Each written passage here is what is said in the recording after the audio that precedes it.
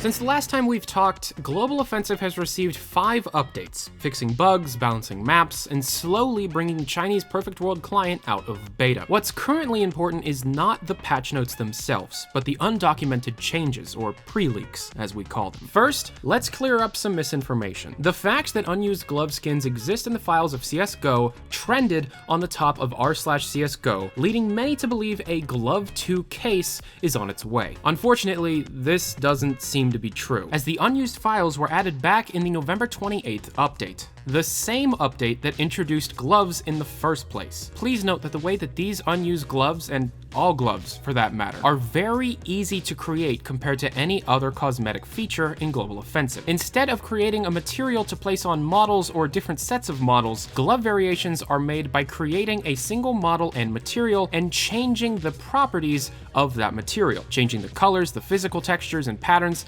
yet the basic gloves remains the same. And within these unreleased files are all reused styles, only recolored. If the CS team were to release a Glove 2 case, they would hopefully introduce at least a single new style, and hopefully make the entire case include gloves instead of replacing knives, although the team most likely wants to stick to the artificial scarcity of digital goods, especially considering Steam now allows wallet and market listings to be up to $1,800, up from the previous limit of only $400. In the same update, 4 Half-Life 2 prefabs were pushed, 2 regarding the Metro Cop and 2 regarding the Combine Soldier. In the simplest terms I can make them, these are pre-made files, usually used to save time only by having to create something complicated once and reusing that file many different times. These files in particular are exact copies of the files found in the Half-Life 2 branch of the Source Engine SDK, and point towards one of 2 things. 1, it was committed by accident, or 2, the Counter-Strike team is experimenting and developing AI within CSGO using the already established Half-Life 2 code and entities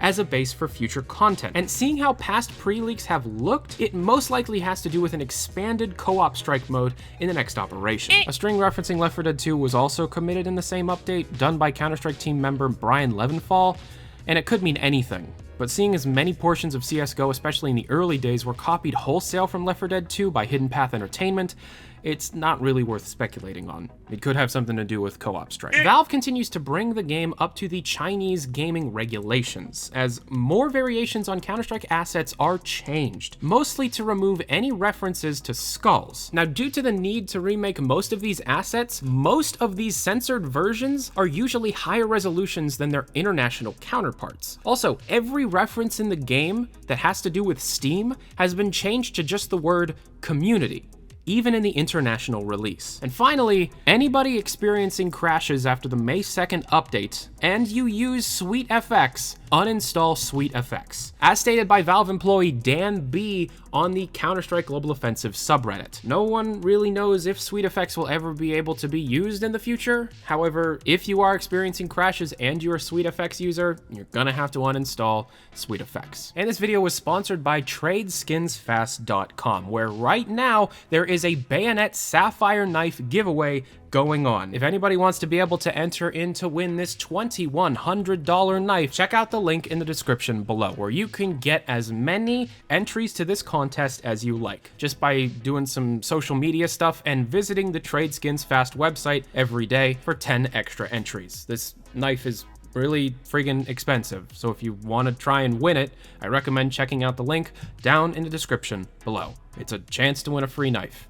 Who doesn't want a free knife? Especially that sapphire one. I like the look of that one. And thank you very much for watching. The semester is over, so videos will be coming out as quickly as I can make them. This is all I'm gonna be doing over the summer, so look forward to it. Thank you very much for watching. I'm Tyler McVicker. This is Valve News Network.